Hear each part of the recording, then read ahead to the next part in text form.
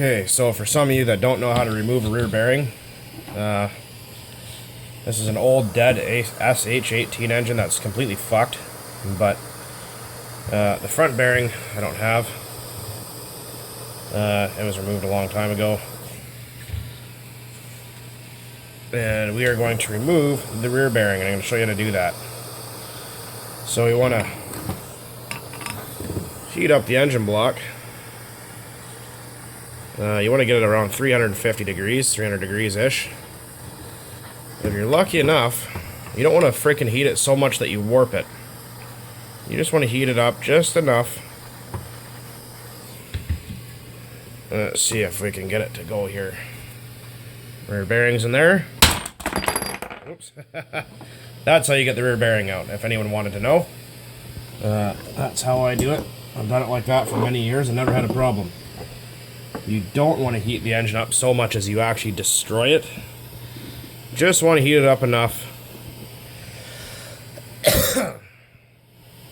for it to release that bearing. So what the idea here is, I'm going to turn that off, is, I was about to pick that up with my bare hand, that would have been a really smart idea, is when you heat up the engine case like that, the aluminum expands faster than what the steel and the bearing is made out of. So what happens is there's like a taper, not tapered, but like it's a friction fit. So the let's see here. Oh no, it's melted to my cutting board. Hang on. So that area down in there that holds that bearing in is basically the same size as the outer race of this bearing. If you get what I'm saying. So if they're both the same temperature, you can't put them together nor take them apart. It doesn't happen.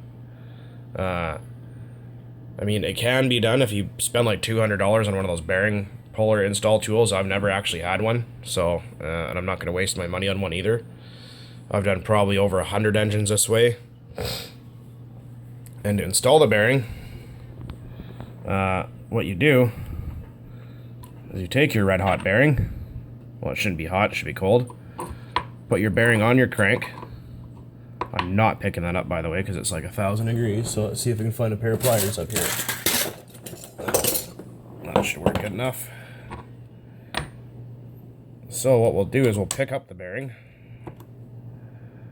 drop it on the crank. So it looks like that. I put this in the freezer for about, well, 40 minutes before I'm ready.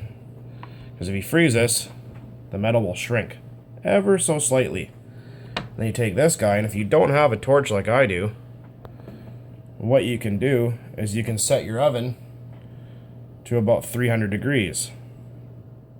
Even about 250 will work, and leave it in there for about, half an hour.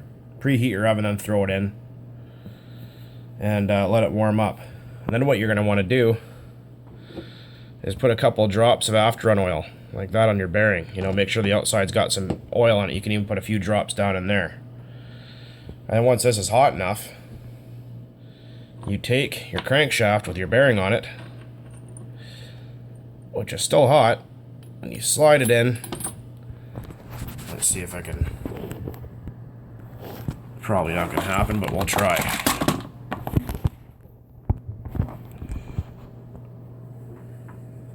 Okay, so then what we do is we take our block that's extremely hot with our cold bearing, and you just slide it through, and you'll give it a good tug, and that often will seat the bearing in the crankcase, just like I did, because the block is still hot enough for it to come in, go in and out.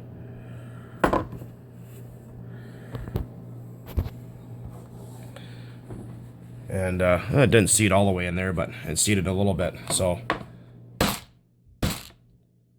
and then because it's still hot, you just give it a couple good smacks and it comes right out again. As long as this is hot, you can get the bearing in and out really easy. This engine here is a piece of junk. It has air leaks, it's warped. It was just a factory piece of shit engine. So this was originally in my Blue Tub RC10 GT a while back, and it had nothing but running problems. And the inside of the carburetor board is all scratched up really bad. So I had an air leak there. The back of the case is warped. It's just cheaply made SH junk, right? So, and here's another reason why I don't like SH engines that much. So if you look at our rear bearing here, when the camera would actually ever focus, you can see the cage in there. The cage in these bearings, unfortunately, let's see if it's too hot. No, is made of plastic. You see that? And Traxxas is famous for using plastic bearings with their 3.3s and 2.5s. Same with SH. And what'll happen over time is that plastic heated up and cooled down so many times, and all that fuel and oil on it will degrade. And eventually one day, although your engine seems to run fine, it'll make an awful sound, something like a tank running over barbed wire, and it will just come to a screeching halt. And what just happened was that cage disintegrated, all the ball bearings fell out, and found themselves all over the inside of the motor. They'll take out the piston and sleeve. They'll oftentimes take out the block. They'll take out the crank. They'll completely destroy your engine. So that's just something to look at when you buy a cheaper engine like this. Now, if you can take these bearings out yourself, and you can order like something from Fast Eddie. Fast Eddie bearings are great. You just got to remove the rear seals off the rear bearing. Only one seal off the front bearing. And go with those because those are good. They have a steel cage in them. I've never had them fail before. Yeah, so that's something to look forward or look into. For any of you guys that like to build engines or whatnot, or have ever done this before and didn't know. Quick tip on removing the front bearing. So imagine there's a front bearing in here. In order to get that out, what I usually do, it usually falls out on its own once it's hot enough. Once you get it to about 300 degrees, the front bearing just usually falls out on its own. If it doesn't fall out on its own, what you can do is grab yourself a drift punch and like a little rubber mallet, and make sure that drift punch is smaller than the inside of that hole down there, but bigger than the inside race of your front bearing. And you can notice this one's a plastic cage bearing too. Junk. Once this is hot enough, you should be able to put that punch down there and gently give it a few taps, and that bearing should pop right out in front of you. When it comes to that little OSCV 12 that's in my RC10 GT, the one that I just got recently, that engine I had to completely destroy the front bearing to get it out because it was so seized. There's the outer race of the front bearing there. The other parts of the bearing are somewhere in my kitchen. They exploded all over the place once I got it out. That was a big pain in the ass to do that, but I got it out. But yeah, that's just a little quick video on... Let's see, this is too hot to pick up. Oh, it's getting there. Of kind of how to remove and install a rear bearing. I mean, it's probably not the best way, but if you do look this up, there's a guy you guys can look up called XJet. He has a tutorial on how to do this, and he used the exact same method. He's a guy's from New Zealand, actually. Just like that shot glass there.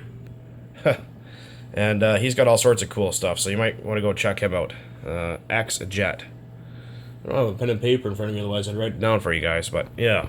So, he does the same thing with, I believe it was a Super Tiger 90 or something like that, I think it was. And he replaced the bearings in it, and all he used was a propane or MAP torch to remove them and install them. Anyways, guys, just another little video here, so take it easy, rock on.